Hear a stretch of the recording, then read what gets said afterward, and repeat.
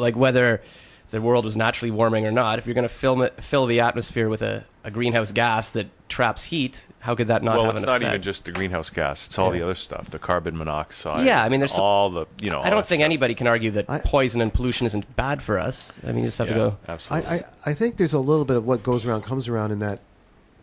Well, you have. I'm using the other examples. This maybe depression or this recession we're in, and what's happened with deregulation. Not that I know anything about finance in the States and around the world, which causes whole mortgage mess, et cetera, et cetera. Right.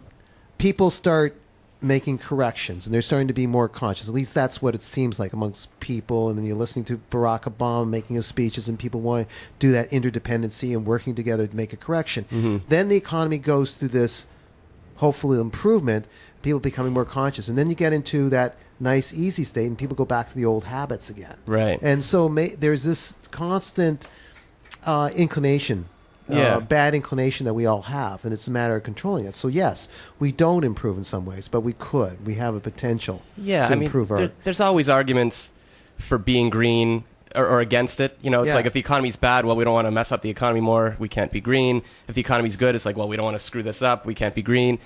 But, I mean, I think if you just factor in the fact that, I mean, there's money, but it's also important to be healthy. You know, if I'm breathing in pollution, it doesn't matter how much money I have if I'm going to die, right? Yeah. So I think that, it's an important thing too. And people always present the economy and the environment as two opposing forces, but I mean, I don't really see it that way. I mean, if it really was that, then it's like, okay, why don't we turn the economy into this great powerhouse by just burning styrofoam in the air? Like if pollution actually equaled economic prosperity, then okay, how do we pollute more, right? But it's not that, right? It's not the more we pollute, the more money we have. And well, in a sense, a healthy environment is the foundation upon which a solid economy can be built. You absolutely need that. Sure. I mean, you got healthier people. They're less sick. You save billions that way. That's right. So they're happier. They can be more productive. So people will pay for green. That's where it works. Then we have the environment and the financial thing working both. Sure. I mean, there's no black and white. It's not like I won't pay more for green. It's like, would people pay the absolute rock bottom for food that would poison them? No. So it's all sort of a continuum, right? What I was addressing, though, is what Hugh mentioned, are we ever going to improve? It was that generalized question, and no offense, but that was a good question, actually. Yeah. And then you kind of joked no, and then said, well, not really. And I was kind of referring to how we all get together, whether it's a green mandate or the financial or both. Yeah. But then we fall into, a lot of us, after we're dead and gone from this world, move on somewhere else. People have that inclination to get back into old bad habits. And the idea, I wish there was a trick to kind of get people to keep regenerating the good part about ourselves. Yeah, I don't know. That's the trick. I mean, I guess it's all a long journey. I mean, 20 years ago, it might have seemed crazy to say, we're going to make drinking driving seem like a bad thing. It's like, what? I'll have a drink, I'll drive. But, you get the message out, And I think now, even if people do it, it's still in the back of their heads, I know this is wrong. Yeah. Or racism is wrong. So it seems we can make progress, and people can always slip back. I mean, there's countries in the world where racism abounds, and people are killed for their religious beliefs or whatever it is. But, in many parts of the world, we do make progress. So, do you think we're making progress, though? Do you think our respect for one another? I don't know. I mean, it's hard to say. Even in Canada. I mean, I guess. I mean, you look at, 100 years ago, women couldn't vote, black people couldn't vote, and now we have made progress in that way. It seems that with technology and advancements that way, we sort of are aware that we have more in common than we have in different. Feels like we're making some progress. And of course, there's individuals that haven't moved an inch, but that's just all part of the process, Well, exactly. And often there's always going to be people. You can observe a person who looks like they're not making any progress, but then look at them 20 years from now, and they may have made a tremendous amount of progress. Yeah, I mean, even myself, I feel I've changed in the past few years, just the way I think, and so I think it's always a state of flux. I mean, you could always have a big war, and then everybody falls back into whatever. But I mean, for the time that we're on this earth, it's why not try to help each other out and make the world healthier, kind of thing. So where do you go from here? You're doing a number of... I'm trying to sort of get out, in terms of the green comedy.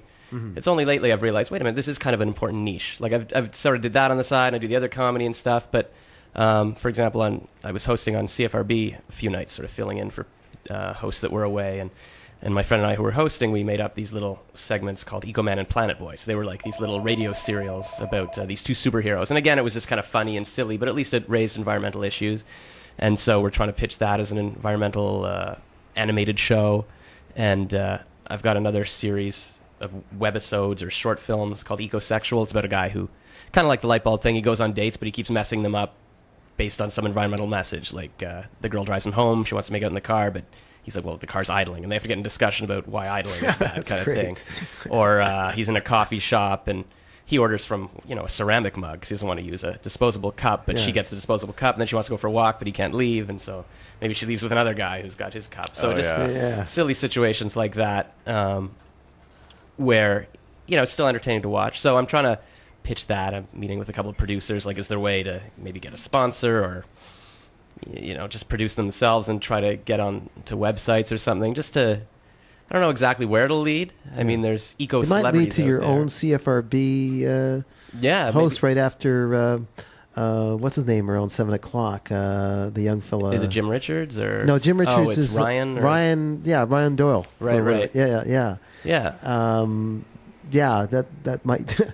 I don't mean to squeeze anybody out, but no. Who knows? Maybe you'll get it in there somewhere. That'd be cool. Or I've been talking. I sent in a pitch to CBC, sort of about, because my take on it was, there's lots of shows they've got probably about, what do we have to do about the environment, or what, that kind of thing. But I was thinking, in this modern age, kind of like the the little video we just saw, there's these new social rules around it. Like, how do you go on a date with a vegetarian if you eat meat, or how do you convince somebody to switch their light bulbs without offending them? So I thought maybe that would be a good take on it. Talk about like green manners, and do a show where what's the best way to get somebody to stop idling and stuff without pissing them off. So, and CBC got back to me like, we like your take on it. It's a little different.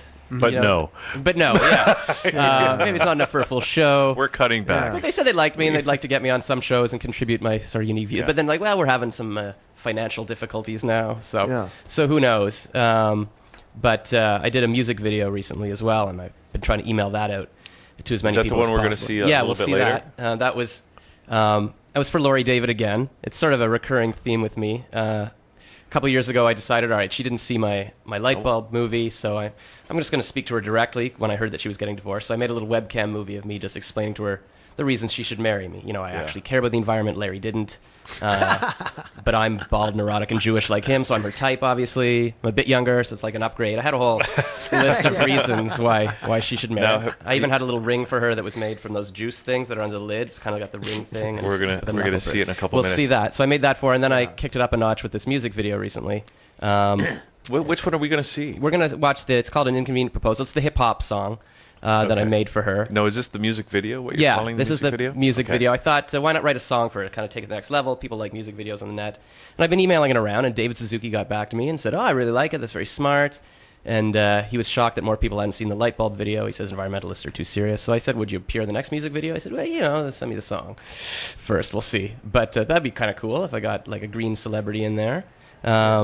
Just to sort of raise the awareness, maybe get some press in a real newspaper. It's been covered on a bunch of eco blogs right now, but I think my goal is can I reach people that aren't reading environmental blogs already? That's kind of preaching to the converted, right? So if there's a way to sort of get this out, and it's got the music video's got 180 views on funnyordie.com or something right now. So it's like, that's probably people that don't necessarily care about the environment, but like, this is kind of funny. Yeah. Have you heard back from Laurie David at all? Nothing, which is weird. You'd think maybe... I think it just swamped with other stuff on her table. Just keep trying. I don't understand. She does have a lauriedavid.com, and I've sent it to her that way. And she's got handlers, who knows, like... Yeah. When you actually meet the person in a lot of cases... Yeah. They're okay. No, maybe not. Maybe just... There might be, I figured either way I'd hear like, wow, that's so sweet, or... cease and desist. My lawyers will be contacting you, but nothing either way. Well, so, she might. This is fine. She could be a dipstick, but she's probably a really wonderful person. She's just busy. Yeah, I'm sure. Apparently she gets up at 5 a.m. every day. She's working on her environmental stuff. So, I sometimes miss my Facebook messages as well. And now, how long is the video? It's about, I think it's just under 3 minutes. You want to watch it right now? Yeah, let's do it. Then we'll come back. Cool. We'll chat a bit more. Okay. Here's the video. You're not stalking Laurie David. No, I don't like to use that term. No, I don't. Admiring. Stop it.